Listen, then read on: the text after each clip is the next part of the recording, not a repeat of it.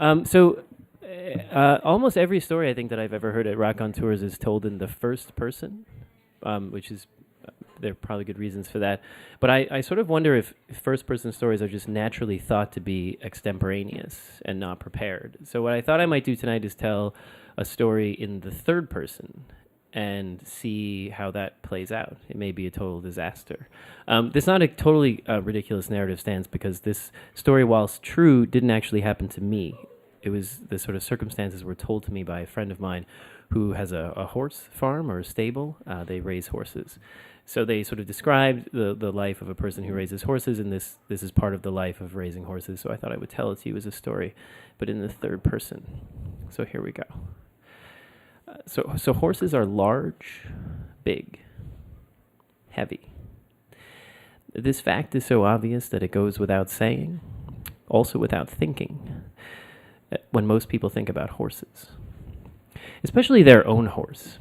Think about when you ride, how you sit. The most intimate part of your body, the most sensitive, your center, wrapped around the horse's back. How you feel what a horse feels, power and thrust, tidal size.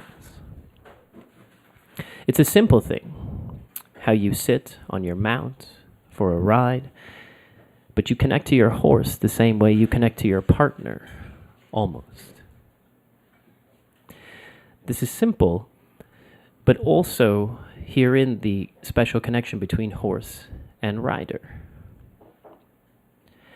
When you ride a horse, the connection manifests in things like pace, steering, how long and where to ride, what sort of journey is underwritten by your horse's size, heft, and girth.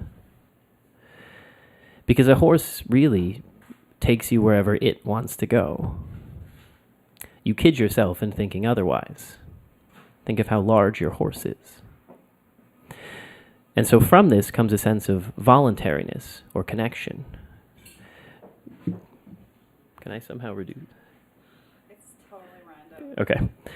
So because your horse is so large and it goes where you want to go, there's a sense of voluntariness.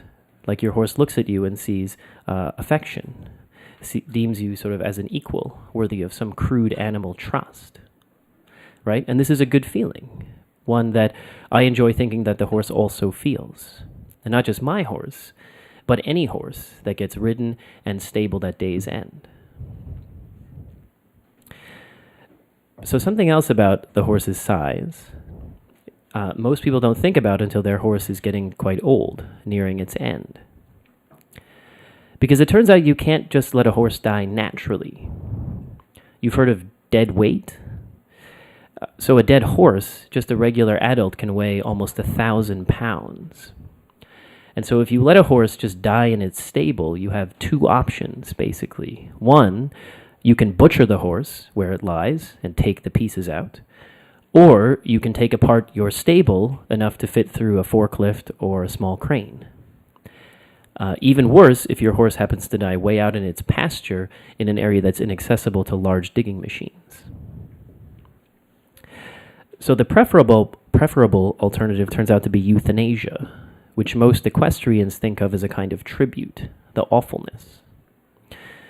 Something that's worthwhile because it's hard, difficult, gross. It's like killing your friend. And this tribute is a way to recognize the horse's commitment, their relationship to you, your connection to it. As follows. You get another rider, and you dig a grave far up in a pasture, far away from where your well draws water. You make the grave big enough so that one side of it can be a ramp of reasonable grade. You lead your horse there with whatever it likes to eat, apples, carrots, lumps of sugar. Then you stand your horse in its own grave and shoot it. So walking back home, rubbing the earth or brushing the earth from your hands, it's hard not to think about your horse's size. All that's maybe lost now that the horse is gone. You start to think about your horse's volition and consent to your attention, and what that meant before what just happened. And you start to think about where from the significance for any entity that you personally could end at will, with little preparation and even less ceremony. A ceremony that only you can appreciate, understand, and recognize. Because it's really an illusion. Your horse's voluntariness, its status as equal, friend, fellow, companion. It's a product of the horse's size, which turns out to mean nothing. And as you walk home, next to this rider that helped you dig the grave, you start to wonder also not just the significance of this horse, but also this rider. Anybody who you can recognize as something or nothing. As you go home feeling sad but with resolve, a kind of purpose, and also life.